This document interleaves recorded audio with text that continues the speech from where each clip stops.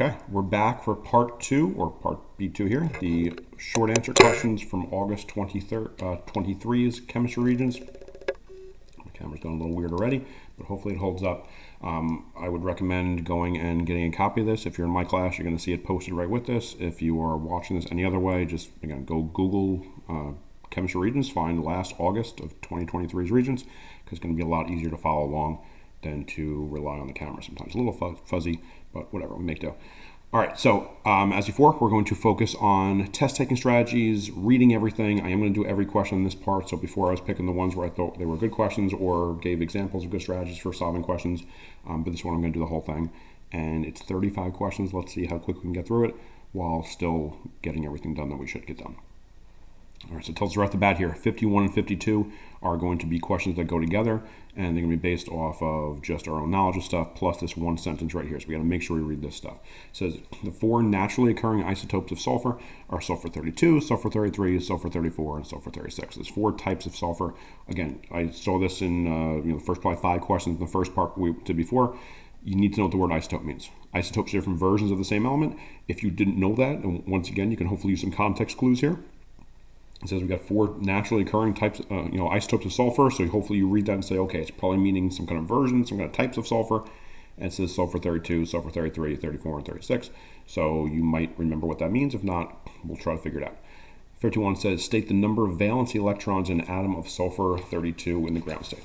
Valence electrons, we have to just go to the periodic table. It doesn't matter that it says sulfur 32. That has nothing to do with the electrons. We just need to find sulfur. And the valence electrons are the last electrons in the outer ring. Sulfur, again, it's kind of foggy here, or kind of fuzzy with the camera, but it says 6 electrons in the outer ring. For sulfur, it says 2-8-6. 6 is the last ring. That's the valence electrons. So I'm just going to write a number 6 for number 51 and get my point. 52 says, state the number of neutrons in an atom of sulfur 33. This is where you need to remember what those numbers mean. Sulfur is the element. Because you know what the element is, you know what the atomic number is, you know what the number of protons is. Sulfur 32 or sulfur 33 or whatever these numbers say, that's just saying if you wrote it like this, in this case it asks for 33, sulfur 33 would have the symbol S with a little 33 up top. Sulfur 32 in the previous question would have a 32, whatever. That's the mass it's telling you. These 4 versions of this element are all in nature. When you look on the periodic table, the number that's written here is a decimal. That's the average mass. We had that question in the part 1s where we had to do the math, set the math up to find the average. This is just telling you the average of all these 4 versions is 32.065 because some of it weighs 32, some of it has a mass of 33, some of it has a mass of 34, some of it has a mass of 36. Now this question is specifically asking about the 33 version, saying how many neutrons are in an atom of that version of sulfur.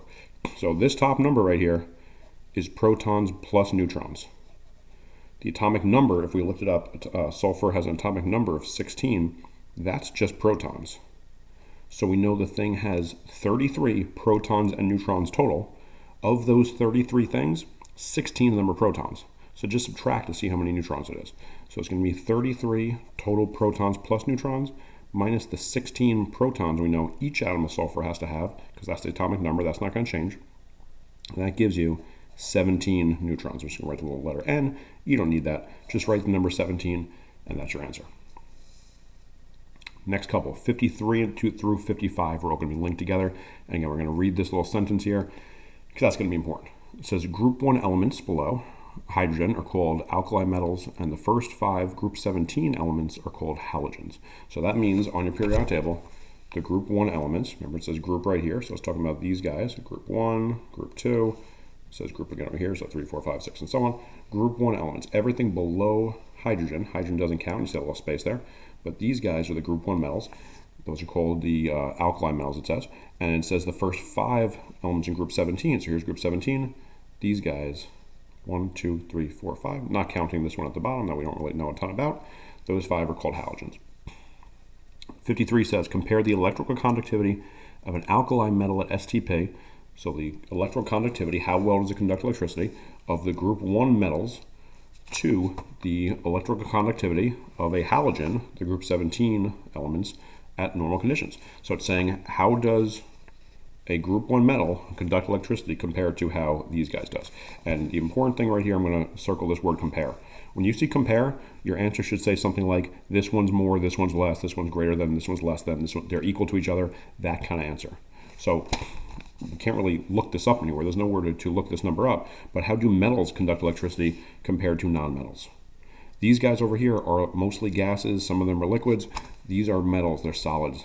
Metals conduct electricity better than nonmetals. That's all you need to know. So you can write group 1 conducts better.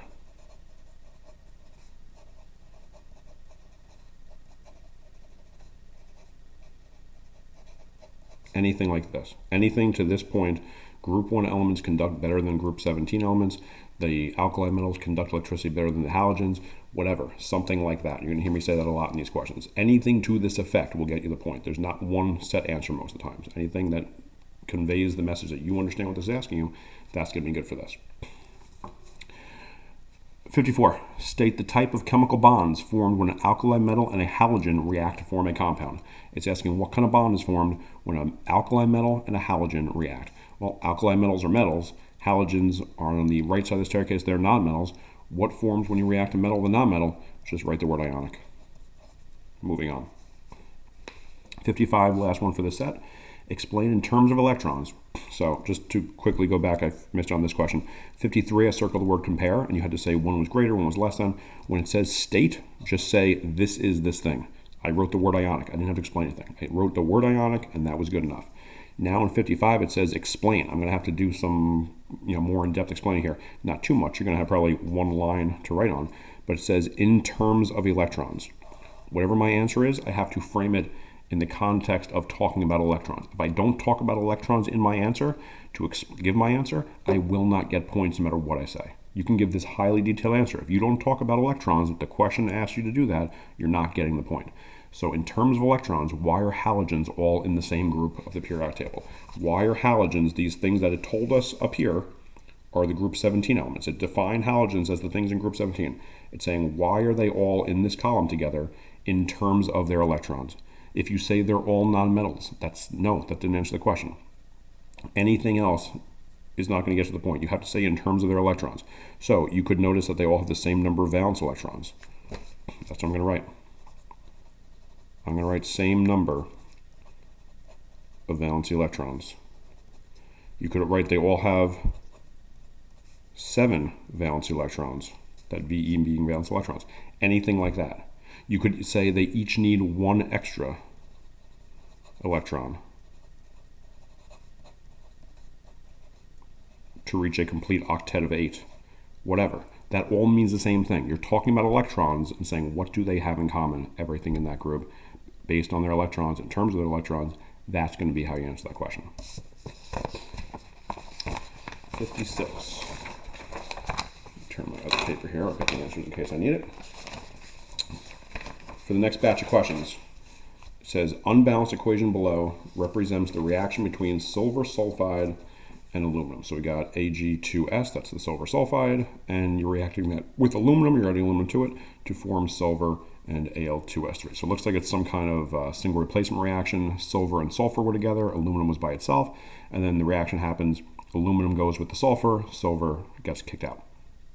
Balance the equation in your answer booklet for the reaction using the smallest whole number coefficients. All right, so for this one, they're going to give you a reaction, and it's going to be a blank one. So I'm actually going to write this at the bottom down here just to make some room. It'll look like this in your answer booklet. It'll have a blank line and have the same thing that's written up there. Ag2S plus some amount of Al is going to react to form some amount of Ag plus some amount of Al2S3. Zoom out a little bit here. This is what it'll look like in your answer book. So you've got your test, and then you got your answer book where you have to actually write the answers. This will be there. It'll be filled in for you. You just have to figure out what numbers go where. And it's said using the smallest whole number coefficient. So we can't do anything 0.5. We can't do anything to a half. It's got to be whole numbers. And then once you put your numbers down, your last step is just to check to make sure it can't be reduced. Reduce it if you can. Make it the simplest ratio that you can. All right, so let's start out by counting. On the left side, I have 2 silvers and 1 of the S's and 1 of the aluminums. On the right side of the arrow, I see only 1 silver, I see 3 of the S's, and I see 2 of the aluminums. So I see that none of them are balanced. So really, you could start anywhere. I'm going to start with the sulfur just because the last time I did this, I started with sulfur and it worked out better than the other ways. Wherever you start, it's going to work out. You're going to get the same results. You may need to change your numbers, adjust here and there, but I think the sulfur gives us the easiest pathway to getting there with as little work as possible. So I'm going to work to get the sulfurs balanced. I see only one sulfur on the left side of the arrow. I see 3 sulfurs over here. So I'm going to multiply this right here by 3 to make the sulfurs 3 and balance it out. But I also adjust the number of silvers. So 3 times 2 now gives me 6 silvers. All right, so that's all I affected there. I did not change the aluminum at all.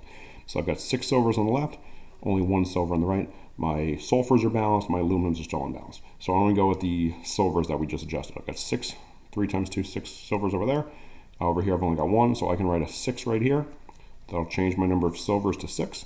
And that's the only thing I changed. Okay, so now that's balanced. And now the aluminums are the last ones that need to be balanced. I've got 2 aluminums over here. I've only got 1 aluminum over here. So I can multiply this by 2. That'll make that a 2. And now everybody should be balanced. I'm going to write a 1 right there. Don't leave anything blank. So 3 silvers. It's 3 times 2 is 6 silvers over there. 6 silvers on the right. 3 times 1 is 3 sulfurs on the left. 1 times 3 is 3 sulfurs on the right. That's all balanced. 2 aluminums on the left. 2 aluminums on the right. Everybody looks good. Just last step, 3, 2, 6, 1. I cannot reduce that ratio. No number goes into 3, 2, 6, and 1, so I can't reduce it. That is as simple as it's going to get. Write those 4 numbers down, and that's your answer. So 3, 2, 6, and 1, you just write that in your booklet. So this one we did right. 57, determine the gram formula mass of the aluminum sulfide product. Gram formula mass is just how heavy is 1 mole of this stuff. You just got to add up your numbers. So the aluminum sulfide product. Aluminum sulfide is this stuff right here. It is Al2S3 according to our equation. We need to see how heavy that is. Aluminum sulfide. So I'm just going to look up on the periodic table how heavy each one is. The aluminum, you can do this different ways, but the aluminum, there's 2 of them. And each aluminum, when I look it up, it says 26.98. I'm going to round that to 27. So there's 2 aluminums, and each one weighs 27. When I multiply those out, that's going to be 54 for the aluminum part of the molecule. For the sulfur part, I see that there's 3 sulfurs. Again, I'm going to go to my periodic table. Sulfur says 32.065. I'm just going to leave that as 32, right, round to a whole number. So my aluminums altogether weigh 54. My sulfur altogether weighs, I could actually do that math. That's going to be 96. 3 times 32 is 96. So I'm just going to plug those 2 numbers into the calculator. This one I actually will use my calculator for because I don't feel like doing it in my head. 54 from aluminum plus 96 from sulfur. And that's going to give me a total mass of 150. So 150 is my answer for this. 1 mole of that stuff, Al2S3, will weigh 150 grams. So that's my answer. Again, it said determine, so you have to actually work this stuff out. It wasn't just set it up. The next question, though, 58, says showing numerical setup. So you don't have to actually do the math. You just have to show how you would do the math. If you go ahead and do the math, that's fine. You're not going to get points off if you get it wrong. It's just you only have to show the setup for it, how you would do it. Once we see that, we're stopping grade. I'm giving you the point if it's right and moving on. Showing numerical setup for calculating the number of moles of sulfur sulfide in a 546 gram sample of Ag2S. That's the first one we start with on the left, sulfur sulfide. And it tells the gram formula mass is 248 grams per mole. They were nice and they gave you that number. So we want to figure out how many moles. So that's our mole calculations on the back page of the reference table. That is this equation right here. Mole calculation is number of moles equals the given mass over the gram formula mass. Gram formula mass is what we just did. It's just how heavy is something. You just add up the numbers in the formula to see how heavy 1 mole of it would be. Given mass is what are you actually having, how much physical stuff do you have in front of you, and number of moles is what you're looking for. Typically. So we're looking for moles. We need to find the given mass over the gram formula mass. Well, it says we have a 546 gram sample of this stuff. So that's our given mass. I'm going to write 546. Top, excuse my previous calculations. That's a 546 on the top of the fraction. And it tells the gram formula mass is 248 grams per mole. This is all you have to write for your formula. This is going to get you the point right there. It said determine a numerical, showing numerical setup. You don't even have to do the math. If you wanted to, go for it, but that's all you have to write. 546 on top of the fraction, 248 on the bottom of the fraction. That's your setup. Anything that means that, any versions of that math will get to the point. 59 through 61 are going to refer to this little bit of stuff here. Hydrogen gas and iodine gas can combine in a reversible reaction to form hydrogen iodide gas. So we got H's combining with I2 to make HI, and then they need energy to do it. So on the left side of the arrow, there's 53 kilojoules of energy. So you need 1 mole of H2 and 1 mole of I2. You give it this much energy, so basically you heat it up, and it's enough to turn into 2 moles of HI gas. The equation below represents equilibrium, so they're going back and forth. It's got the double arrow. H and I are combined to turn into HI at the same speed that some of the HIs are breaking apart into H and I again, so you don't see a change overall in this stuff. 59 says, state evidence from the equation that the forward reaction is endothermic. State evidence. We have to say something, and it says from the equation. You can give any amount of answers. Unless you state something that's in the equation, you're not getting the point. So how do we know that the reaction is endothermic? Endothermic means you're gaining energy, you're getting hotter, energy is going in. I see this stuff on the left side of the arrow. That means it's one of the reactants. You're needing to give it that much energy. That's how we know it's endothermic. But it says you need to state evidence from the equation. So you need to write something like energy is on the left of the arrow. Energy is on the left. Energy is with the reactants. I see the energy is being absorbed. Anything like that. Anything that I can look at this and see you knew from this equation, not that you saw a delta H number, not that you were told it's endothermic. You saw in this equation that there's your energy on the left. That's how you knew it was endothermic. That's your point. 60 says state in terms of reaction rates. So again, we have to mention reaction rates in our answer. Why the concentration of HI remains constant when the system is at equilibrium? Why don't you see the amounts of things changing? Why don't you see the amounts of H2 or I2 going up or down? Why don't you see the amount of, in this case, they're asking about the HIs going up or down? But in terms of reaction rates, so we're talking about the forward reaction where H and I combine into HI, or the reverse reaction where HI breaks apart again into H and I separately. In terms of those rates, why are the amounts staying constant? And that's because the rates are equal.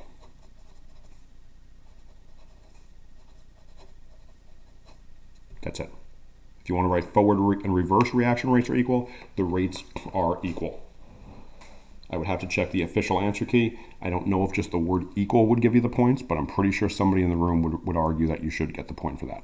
But rates are equal, all you need to say. In terms of the rates, the forward rate of these two things combining is the exact same as the reverse rate of this stuff breaking up again. That's going to keep the amounts constant, not changing. They don't have to be equal to each other. They just have to be not changing in whatever amounts they have. 61 says, state how an increase in temperature affects the concentration of HI. This is Le Chatelier's principle. Once you're at equilibrium, if you change something and then step back, the system will adjust itself. So increasing temperature. This forward reaction, you take H2 and I2, and once you give it this much heat, it lets these things combine. It's like cooking something in the oven, and they will turn into HI. That's your recipe. That's your equation.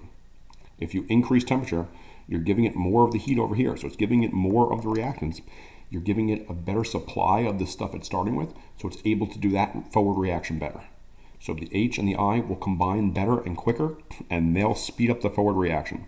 You're giving it more of the reactants, so it's going to shift to the right side. So how does an increase in temperature affect the concentration? You're giving it more of the reactants, so it will make more of the products. It's asking specifically about what happens to the amount of HI that will increase.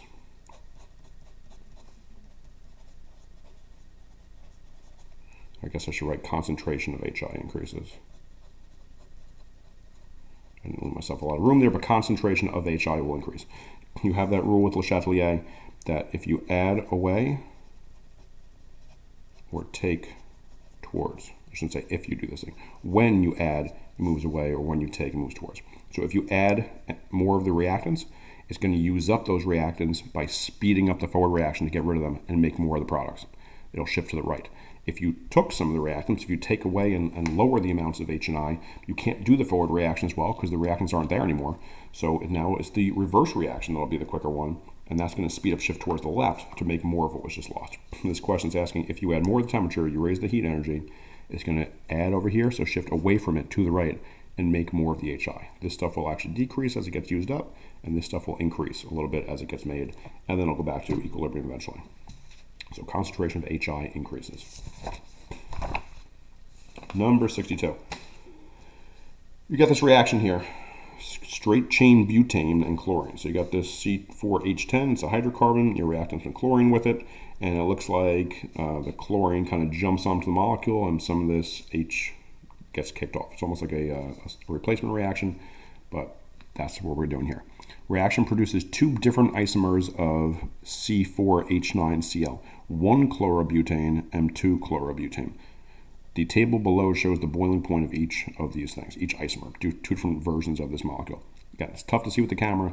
Hopefully you have the paper, but that's what we're looking at. 62 says, state in terms of carbon-carbon bonds why butane is saturated. In terms of carbon-carbon bonds, you must talk about carbon-carbon bonds. Why is this thing saturated? Saturated hydrocarbons are when it's only single bonds. If you don't know what the question's asking you, if you don't know for sure, remember what saturated means. It's asking you to talk about carbon-carbon bonds.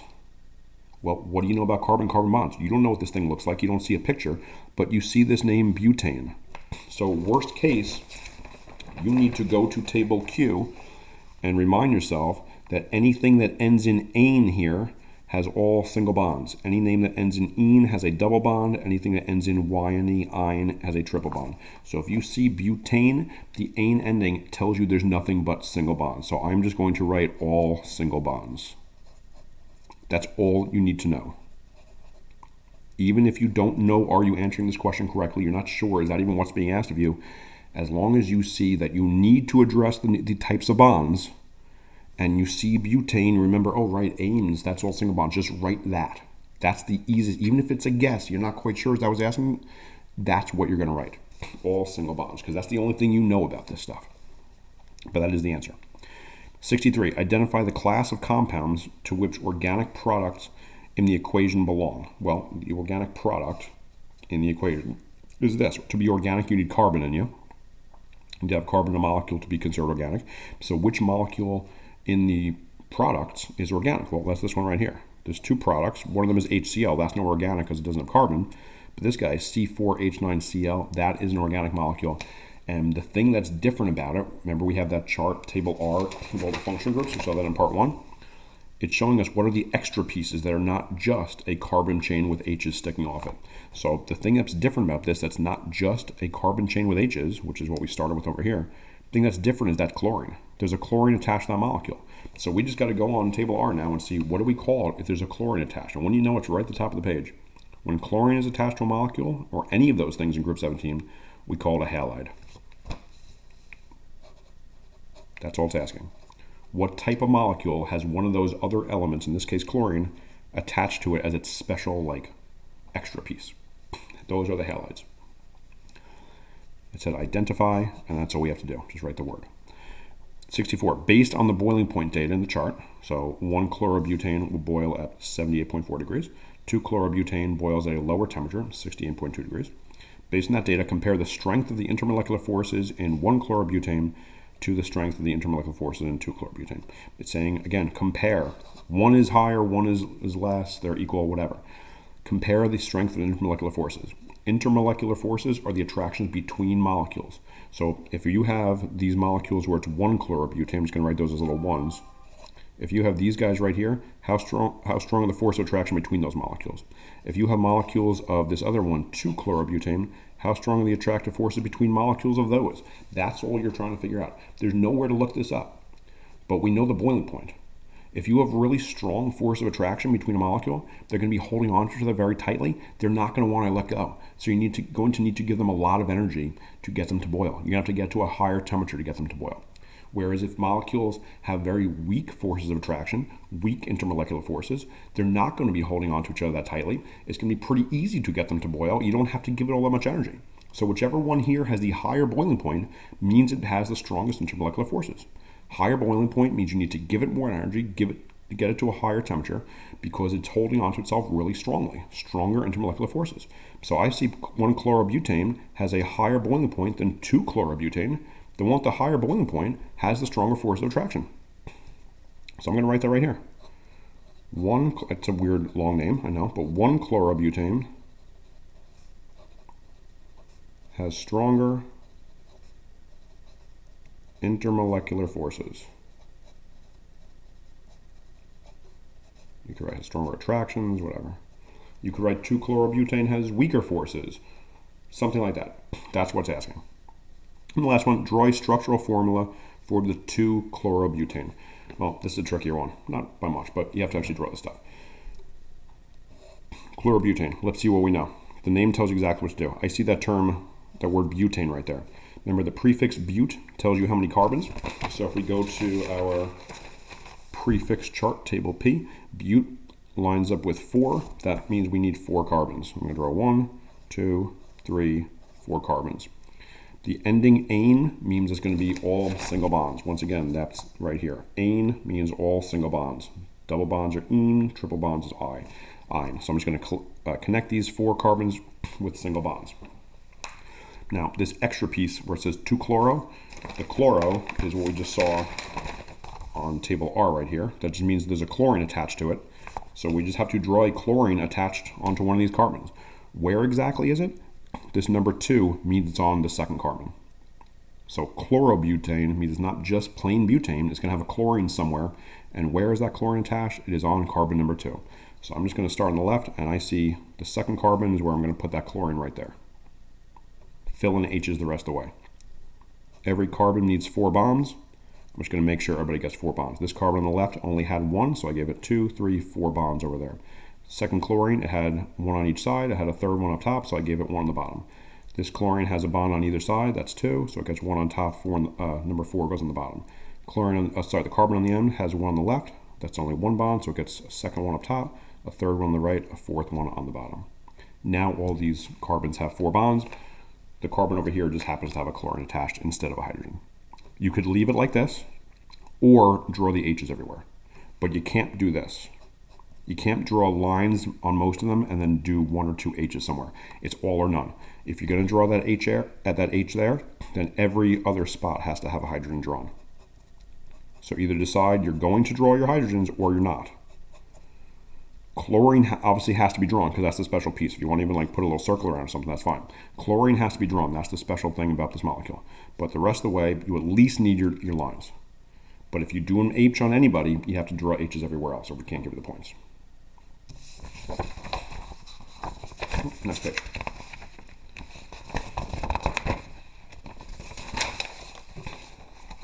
Oh, it's a lot to read. 66 through 68, you just got to read it. We got to put up with it, whatever. During a lab activity, appropriate safety equipment was used and safety procedures were followed as 2 students worked with hydrated CuSO4. That's the lab you probably did during the year. You had a little blue powder or crystal, you heat it up, the water boiled away from it, and then turned into a gray powder. A hydrate is a compound that has water within its crystal structure. So the hydrate is the original stuff you boiled, you heat it up, and then the water went away, then it becomes what we call an anhydrate. Student 1 and student 2 each heated their own 3-gram samples of hydrated CuSO4. Student 2 determined the percent composition by mass of water in the hydrated CuSO4 to be 37%. The accepted value for the percent of water in the hydrated CuSO4 is 36.1%. So they didn't do their math entirely correct. It's not that different. They were, should have been the real answer 36.1. They got 37. That's pretty close. The final mass values for each student sample are shown in the data table below. It's a lot to read, whatever. Let's look at the questions. We got our information here. We got each student. We have how much they measured out of the stuff originally. It was 3 grams they started with. After they heated up, one had only 1.98 grams left. Another one had 1.89 grams left. So similar results. And they used those numbers to figure out what percentage, or sorry, not what percentage, what mass of water was the stuff that left. So we start out with, this one started out with 3 grams of the stuff. They boiled off the water and only 1.98 grams of the material was left. So they subtracted and found that 1.02 grams of water had evaporated off. This one started out the same 3 grams. After they heated up, they had only 1.89 grams left. So again, they just subtracted those, and the difference that was left is 1.11 grams of water. Very similar results. 66 asks, state the number of significant figures in the mass of the hydrated CuSO4 sample used by student 1. After all that, we just have a number question of how many sig figs. So student 1, the mass of the hydrated sample. Here's the mass of the hydrated stuff. Student 1, we're looking at this number right here, 3.00. how many significant figures in that number. You got to remember your Pacific Atlantic rule. Pacific and Atlantic are the letters P and A. It relates to, is there a decimal present where it's there or absent where it's not there? With the camera, you can't see it as well, but there is in fact a decimal after the 3. It is right there. Each of these numbers says 3.00. So for this number, the decimal is present. Because it's present, starts with a P. We're going to start on the Pacific side, so that's to the left, and we're going to read towards the right. You only start paying attention to sig figs when you see something that's not a 0.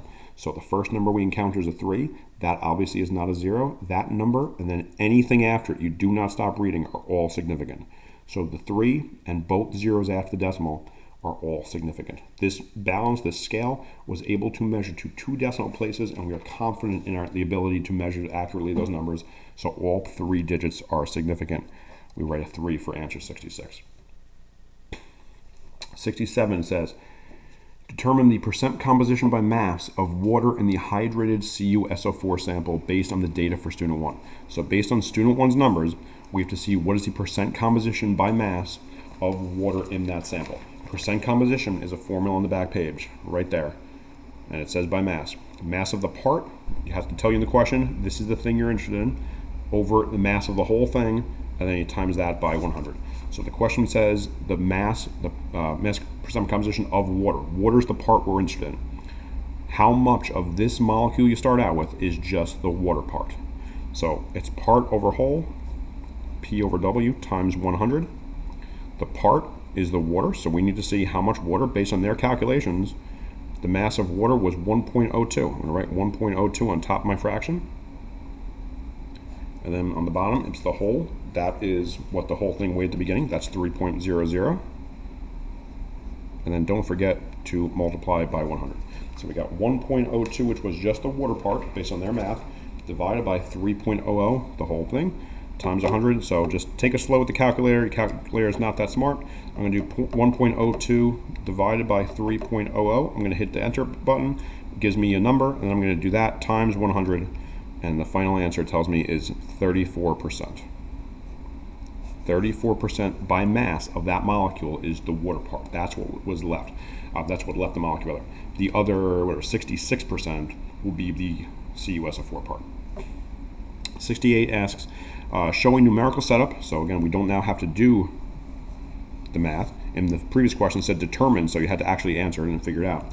This one says just showing numerical setup for calculating percent error for the percent composition. It's weird wording in this question, but I'm just going to check my reference table to get the percent error formula before I do anything. Percent error is right above where we just were a second ago.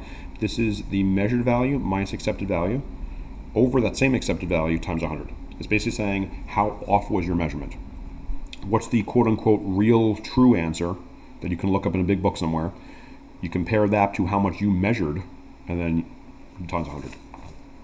So measured minus accepted, M minus A, over that same A times 100. So let's read in our question here.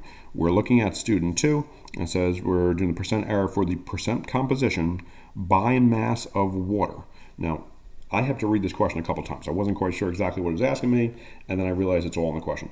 They did the percent composition. No, actually they gave us, did they give us that? Do I have to just, let me check my paper one bit here. Yeah, right. No, they gave us the numbers. So it said in the question what the actual percent composition was and what they figured out. I started answering this question. I said, wow, that's a lot of math they're making these kids do. They're going to have to calculate the percent composition, and then they're going to have to do percent error to compare it to the right number. No, I was wrong. You don't have to do that much. So if you get to that point, you're saying, wow, that also seems like a lot of math. If you have the same reaction I did, you're probably right. Something's off. The numbers are in the question. They're in this little paragraph up here that you had to read. It says, student 2, where am I looking right here? Student 2 determined the percent composition to be 37%. That's the thing they measured. That's the number we're going to use for measurement. They already did the numbers. They gave it to us. So 37% is the number they themselves measured. And it says the accepted answer, the real quote-unquote answer, is 36.1. So let's just plug those numbers in. So if the measured value is 37%, I'm just going to leave it as 37. It was 37.0, whatever. You can do that. I'll write that 37.0. Minus the accepted number, which it told us it was actually 36.1. So 37.0 minus 36.1. And then divided by the exact same accepted number, which again is 36.1. And then don't forget to times the whole thing by 100. It said showing numerical setup. This is all you need to write. So half the question is, or most of the question is really just figuring out what it's asking you. That's all you got to do. The numbers in the question. If you get to the same place I was, where I'm saying, wow, that's a lot of math. I'm surprised they make them to do that. No, they're not asking you to do that. It's in the question. You got these numbers up here. Just make sure you read everything and try not to forget how to do it, which I did the first time I did it. Number 69. It gets number 69 to 71 altogether. It tells us that ammonia gas, which is NH3, is a compound that's used to manufacture fertilizer for agriculture. This gas is produced by a reaction between nitrogen gas, which is N2, and hydrogen gas, which is H2. During this reaction, bonds are both broken and formed. Bond energy is the amount of energy required to break 1 mole of bonds between atoms in the gas phase. The bond energy of an HH bond, so a single bond between hydrogens, is 436 kilojoules per mole. It's a lot to read, but again, whatever, we got to do it. State the number of electrons shared between the nitrogen atom and one of the hydrogen atoms in an ammonia molecule. We don't know what an ammonia molecule looks like, but we know it's NH3. So just off to the side here, what would NH3 look like? You've got 1 nitrogen and 3 hydrogens. I'm just going to draw that. 1 nitrogen with 3 H's around it. I'm not going to worry about counting the electrons or worrying about the bonds. If it's 1 nitrogen with 3 H's, it looks like it's probably going to look something like that. That's a fairly common molecule, so if you looked over some common molecule list that maybe your teacher gave you, especially if you're in my class, before going to the test, great, you might remember this, but if not, whatever. It's 1 N with 3 H's, just draw yourself something like that. That's what we're working with now. It says state the number of electrons shared between the nitrogen and one of the hydrogens. So how many electrons are in any one of these bonds? This bond over here, or this bond over here, or this bond over here. Every time you draw a bond, every time you draw one of those lines, that's 2 electrons. That's all you have to write. 2 electrons. And just let me check one thing, because there was a question I saw the other day where they want specific. Okay, it's a different question I'm thinking of. There was a question we'll see in a couple minutes where it specifically said you need to write the E for electrons. This is not that one. It just needs to state the number. That's all. You write the number 2, you're good. 70. Identify the noble gas that has atoms in the ground state with the same electron configuration as the nitrogen atom in a molecule of ammonia. Another kind of weirdly worded question. It's asking, when this nitrogen forms a bond with these H's, what noble gas is going to look like? The whole point of bonding is that everyone wants to look like a noble gas. The atoms don't have the correct full octet of electrons, the 8, to begin with, so they form bonds with other atoms to get to be 8. They share electrons, they transfer electrons, whatever. That's the pretenders video we watch, where they're pretending to be some other element. So when nitrogen gets these bonds, it now gets to the point where it looks like it has just 8. It looks like a noble gas. So we want to see what element specifically is nitrogen going to look like. So we got to go to nitrogen. Nitrogen is right here. And remember, any element's going to look like the closest noble gas to them in order. So nitrogen normally had 5 valence electrons. When it gets the 3 it wants, by picking up 3, sharing 3 with these H's, that'll give it the 8, and that gets it to look like neon at the end of the row. Basically, any non-metal over here, when they gain electrons, when they share electrons, will end up looking like the noble gas at the end of their row, and any metals on the left side will lose electrons to look like the previous noble gas. So like sodium, you'd backtrack to element 10, potassium, you'd backtrack to element 18, and so on. Nitrogen will end up looking just like neon at the end of its row. That's the closest noble gas. It's the path of least resistance to make this guy, nitrogen, seem like a noble gas or have the structure of a noble gas. 71 says determine the energy required to break all of the bonds in 0.25 moles of HH bonds in the H2. How are we possibly supposed to know this? You're not supposed to know this. It's in the question. It's the last sentence of the question. When I read this, I'm saying, why the heck are they talking about bond energy? We don't ever talk about that. It's because there's one question. It's just reading comprehension. The bond energy to break that HH bond is 436 kilojoules, but it says per mole. Every 1 mole of HH molecules needs 436 kilojoules of energy to break those connections. So determine the energy required to break all the bonds in 0.25 moles of this stuff. So we know 1 mole needs 436 kilojoules of energy, but we don't want to break 1 mole. We want to break 0.25 moles. Just take that number, 436, and times it by 0.250, where you recognize, oh, it's a quarter of 1. Whatever, times it by 1 over 4. That's how you're going to do this. Take 436, multiply by 0.250, that ends up being 109 kilojoules as your answer. That's nothing you need to know. It's just recognizing how the equation was changed. You're only doing it for a quarter of the stuff, so it's only going to be 1/4 of whatever your answer was. 72 and 73 together based on this little picture here.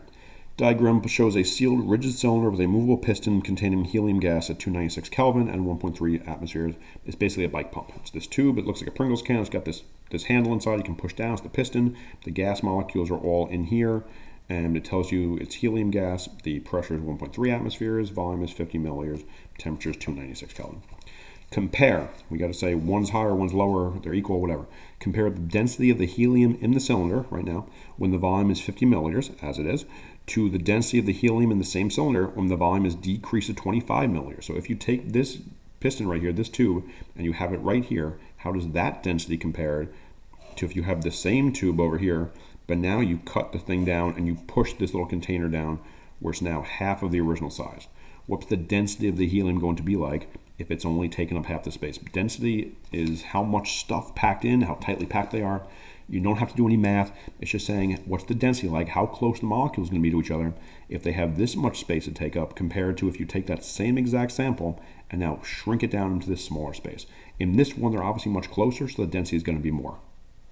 So you could say they're more dense at 25 milliliters when you shrink it down. You say less dense in a 50 milliliter container, anything like that. If they have more space to spread out in, they're going to be less densely packed. In a smaller volume, they're going to be more dense. 73 said, state one change in temperature. You have to say a change in temperature, but only one. And one change in pressure. So on your answer sheet, it's going to say temperature is going to have a line. What do you do to temperature? Pressure. It's going to have a line. What do you do to pressure? State a change in temperature and a change in pressure that will cause the gas in the cylinder to behave more like an ideal gas. Ideal gases are like this perfect idea of gases. If you picture gas molecules spreading out as far as they can, not slowing down, they're crashing into each other, they're flying all over the place, they're not tightly packed, they're going wherever they want to go, lots of energy. What can you do to the temperature and the pressure to make them behave like that? If you want gas molecules to spread out with lots of energy and not come back into each other, not slow down, not do anything weird, you're going to increase the temperature. With pressure, you're not trying to hold them in anywhere. You're not trying to compress them. You're letting them spread out. You're letting them go wherever they want to go. You're not trying to keep them any place. So you're going to decrease the pressure. These two things right here are always somewhere on the test. This is one of those questions I always take a guess at where it's going to be. It's often a multiple choice question. I'll say, how can you change the conditions to make a gas behave more like an ideal gas? And you just find the combination of multiple choice answers that says increased temperature, decreased pressure, higher temperature, lower pressure, whatever. This one happened to be a part 2 question with 2 blanks. So you do have to get them both right to get the point, but that should not be a problem. All right, we're getting close. 74.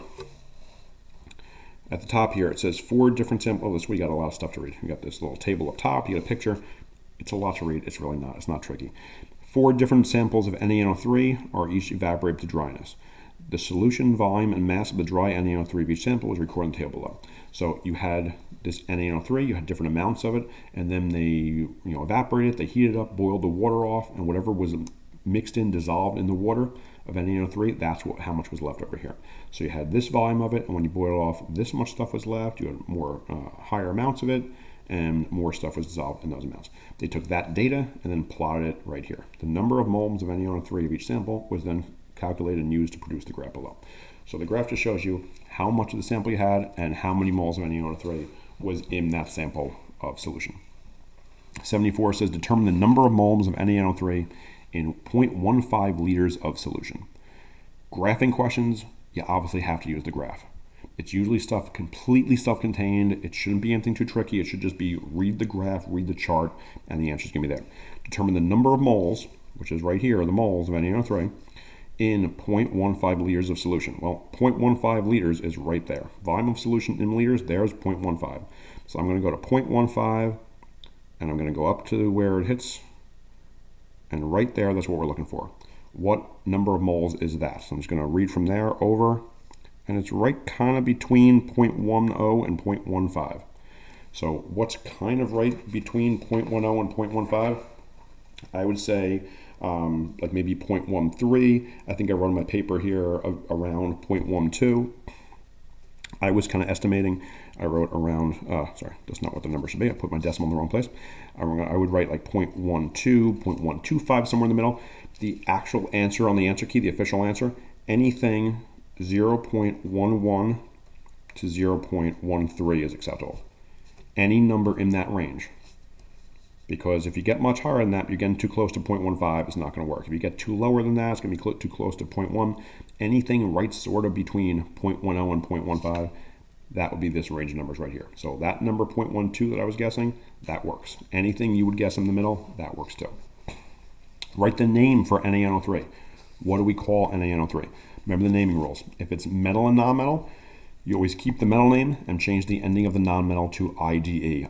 So like NaCl is sodium chloride. If it's non-metal and non-metal, use your prefix with dies and tries. This is a metal Na with NO3, a polyatomic ion.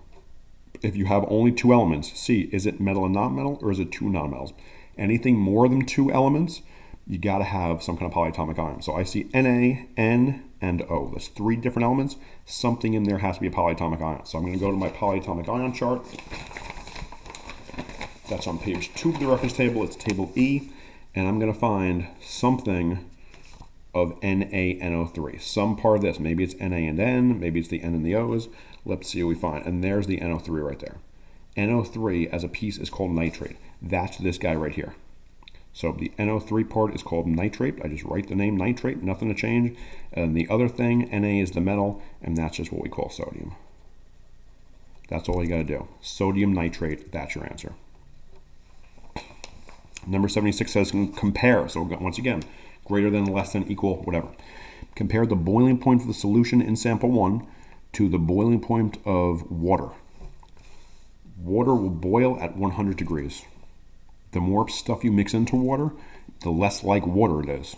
If you have salt water, if you're really weak salt water, if you're really strong salt water, the more and more stuff you dissolve in water, the less like water it is, and the more like the stuff you're mixing into it is. So the more stuff that's dissolved, the higher the boiling point is going to go.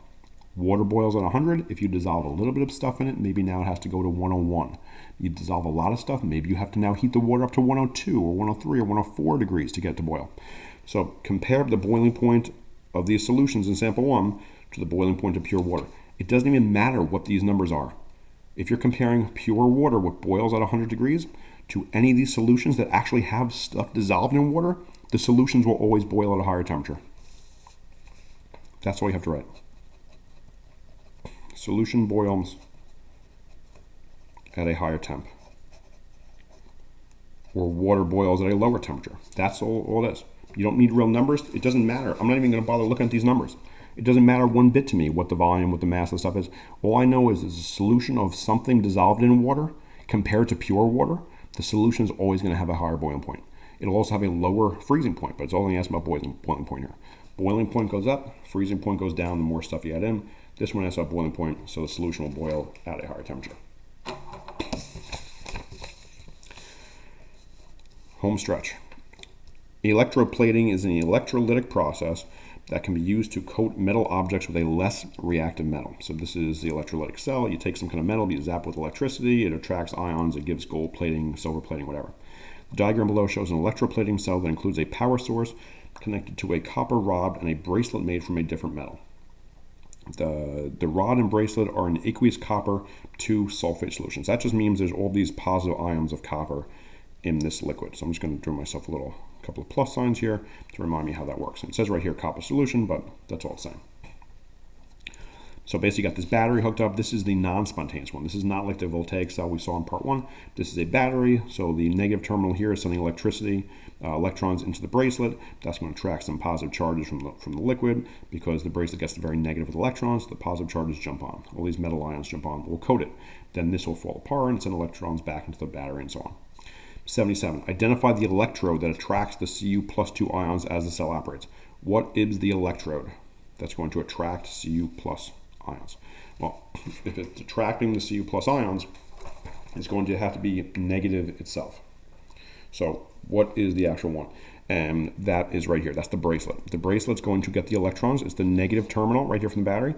So the electrons are going to go through this wire down to the bracelet and make this bracelet very negatively charged. All these little minus signs. Those negative charges in the bracelet will then attract positive ions from the liquid. So because it said identify the electrode, I wrote down here the bracelet. I don't have the official answer key in front of me, but when I did this previously, I checked all my answers, and I wrote bracelet was a fine answer because that is the electrode itself. If you're going more specific there, you could also write cathode.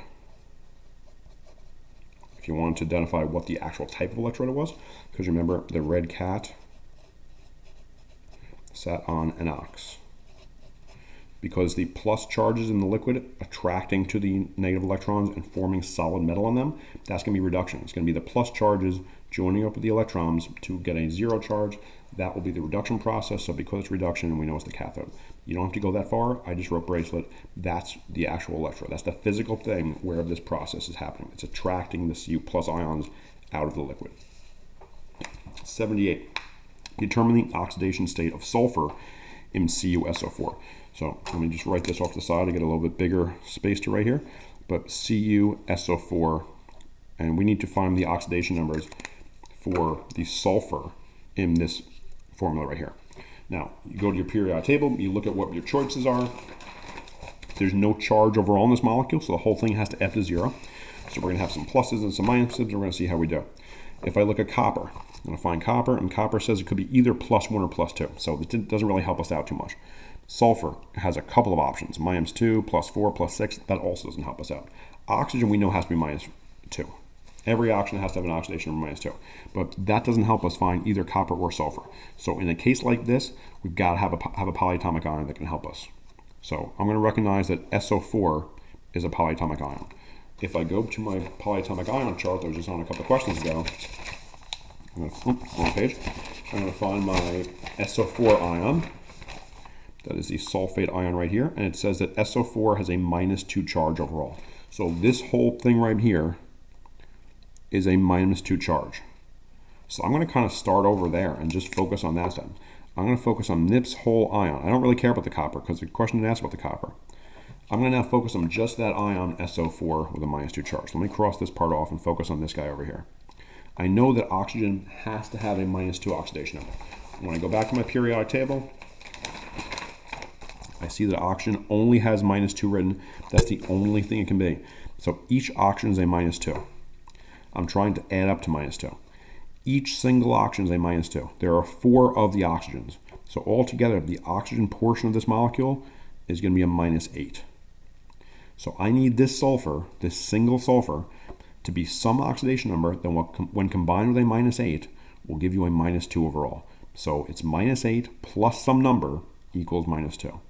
What number will that sulfur be that when you add it to -8 brings the charge up to -2? If you want to go back and check what sulfur could be, it doesn't necessarily have to be this answer as long as the numbers make sense. It doesn't always have to be something that's on the reference table because it does say selected oxidation states, but it will be what's on there. This is going to be a +6.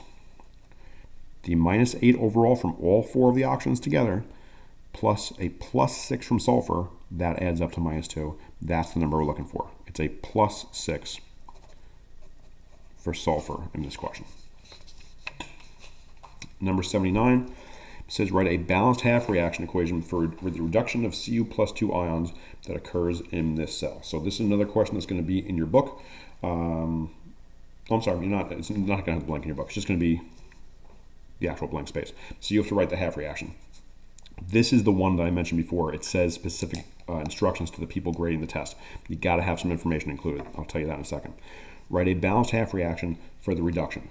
So it says Cu+2 ions. That's what's in the liquid.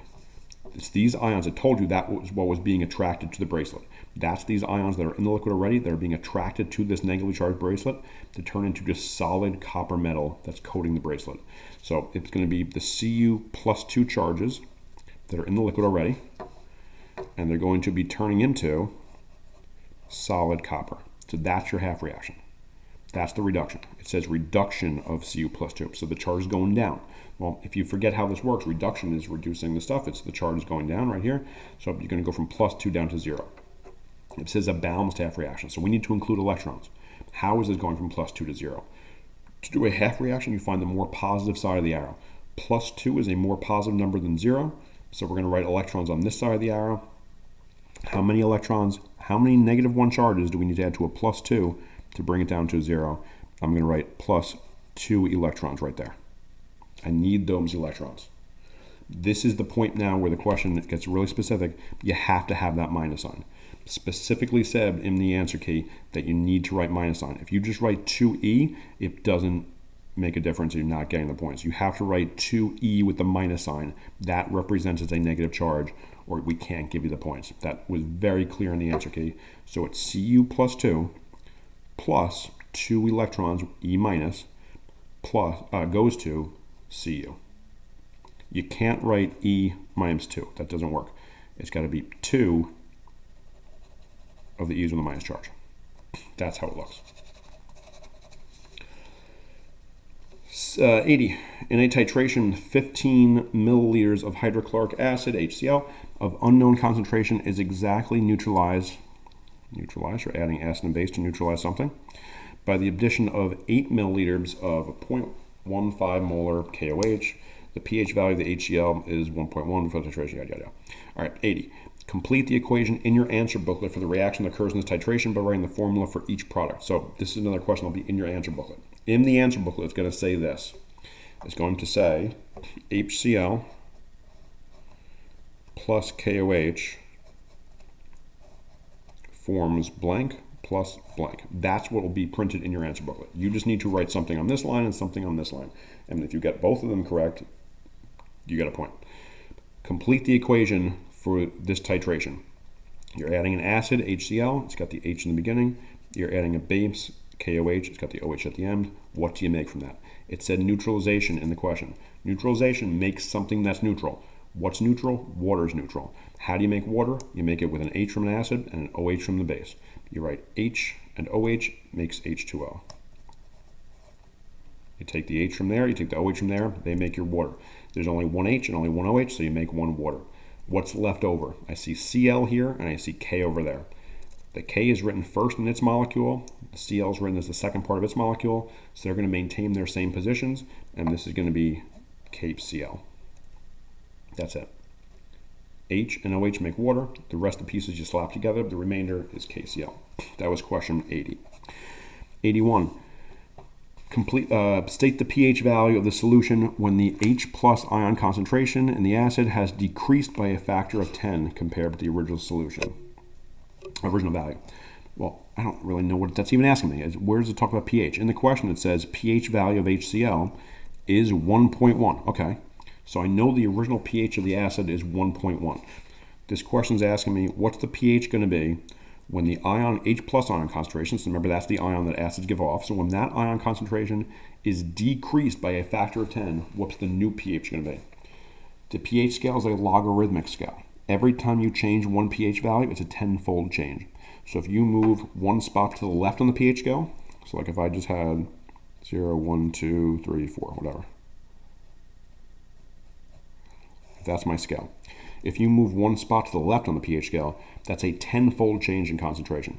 If you move 2 spots to the left, it's a 10 times 10 is a 100 times concentration change.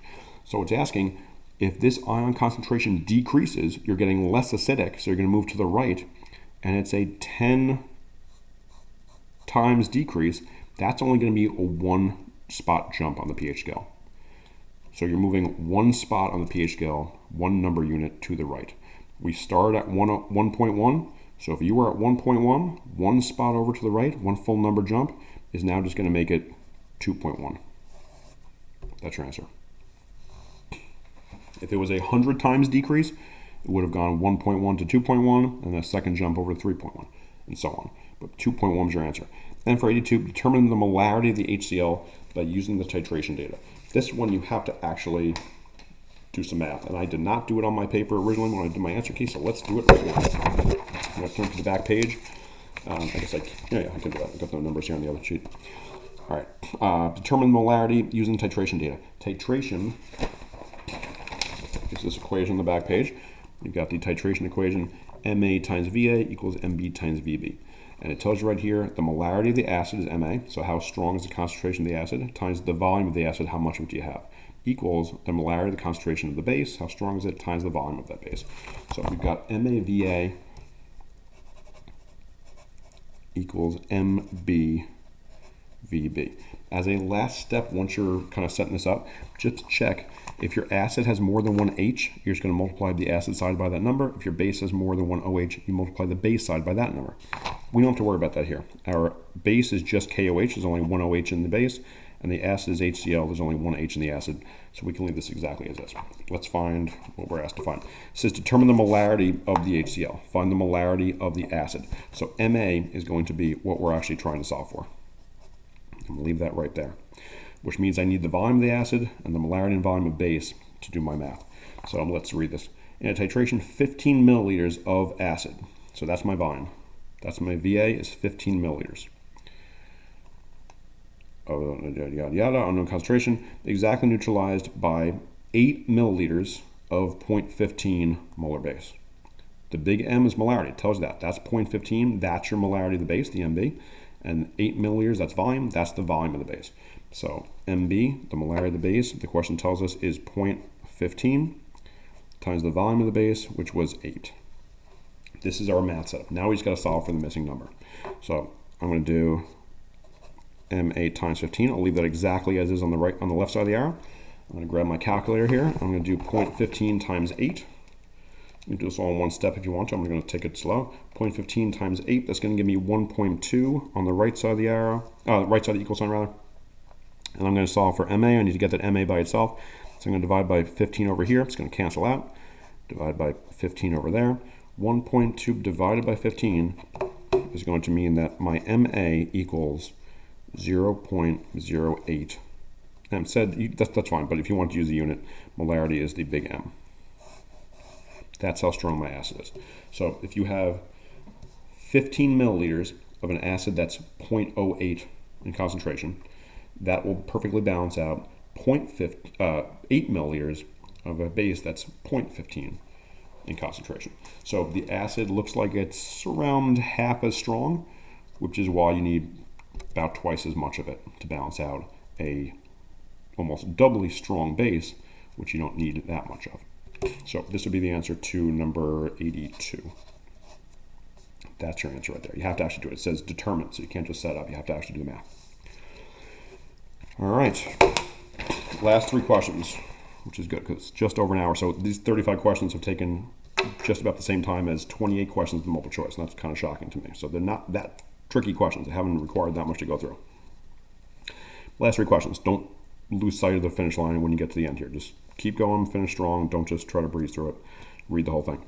Nuclear fission, when you're breaking stuff apart, is currently used to produce electricity in a nuclear power plant. One possible fission reaction is represented by the equation below. So we've got this uranium, atomic number 92, mass of 235.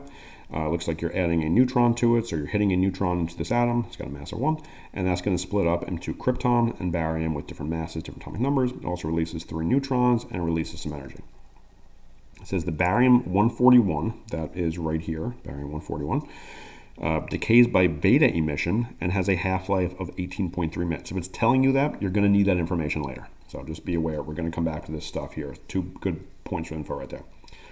8.3 says based on table N. So let's go to table N. I'm going to look up table N. I'm going to grab it before I even read the question. Table N is that table that has all the half-lives and information about how radioactive stuff breaks down. So based on that table on page 6, state the decay mode for uranium-235. So uranium-235 is this guy we started with. State the decay mode. So let's find uranium-235. It's in alphabetical order. Uranium-235 is going to be all the way at the bottom down here. And the decay mode column is your 3rd column. So let's just go down. Uranium-235. It has that fancy looking A. If you could write that, if you write the fancy looking A, that's getting you the point. If you want to get the name of it and you forget what that means, the top of the very next page is where you look for that. And that fancy looking A, it reminds us that's the alpha particle. So you can just write a fancy looking Greek symbol A. If you write alpha, that works. If you wrote the actual like kind of chemical symbol for it, which is HE with a mass of 4 and atomic number 2, that works. But I would probably not give this answer as much. Let's just write alpha. Don't get cute, just write the word alpha and you're good. 84. Complete the nuclear equation in your answer booklet. Another question in our answer booklet. So in your answer booklet, it's going to say this. Let me just kind of cross this out of the way. In your answer book, it's going to say this right here. It's going to say Ba with a mass of 141, an atomic number of 56. And it's going to show you it breaks into 2 pieces. I'm going to have this. This will be actually filled in. I shouldn't have drawn that line there. It's going to have the E with a 0 mass and atomic number -1. So that's the beta particle. That's also on this little chart if you forget. Not that it's really important, but that's the beta particle. And it's going to ask you, okay, what's the other missing piece? You'll have this and be asked what's left over. So remember, whatever you start with, it has to be present in the stuff you break up into. So this barium had a mass of 141. It breaks up into 2 pieces. One of the pieces it splits up into has a mass of 0. So your mass was originally 141. This piece has a mass of 0. What's the other piece going to be? 141 on the top left. The top right has to add up to 141. If one of them is 0, the other piece has to be all 141. On the bottom, 56. 56 is your atomic number. This thing splits into 2 pieces. One of those numbers is a -1. So whatever this number is over here, it's got to be that number -1 will give you 56. 56 on the bottom left, so the bottom right has to add up to 56. So what number -1 will give you 56? This is going to be a 57. The beta particle always increases your atomic number of the other guy. The last step is just to figure out what element 57 is. So I'm going to go right to my periodic table. Let's find element 57. Barium's down here at 56, and element 57 right next to it is lanthanum, La. This is your answer right here. La with a mass of 141 and an atomic number of 57. The very last question. 85, compare. So once again, compare. Greater than, less than, equal, whatever. Compare the amount of energy released by the fission of 1 mole of uranium-235 to the amount of energy released by the combustion of 1 mole of octane fuel, like gasoline basically, C8H18. We don't know this. How are you supposed to know how much energy gasoline releases? But you do know, hopefully, that nuclear stuff releases a lot of energy. That's all you need to know. If you're comparing 1 mole of nuclear fuel, uranium, to 1 mole of basically fuel you put in a car, which one releases more energy? Fission releases a lot more. I'm going to write produces. Releases, produces, whatever. That's it. The uranium produces more energy. The fission process produces more energy. Uranium releases more energy per mole. That's your answer. Something to that effect, that's your answer. You don't get cute. There's nothing to do with numbers. There's nothing fancy to do. There's nothing to look up. Fission makes more energy. Remember, it's compare. Less than, greater than, equal. Fission makes more. That's it. We're done. Hopefully you stuck with this all the time. If not, whatever, but use it to your benefit. And I'll see you at review.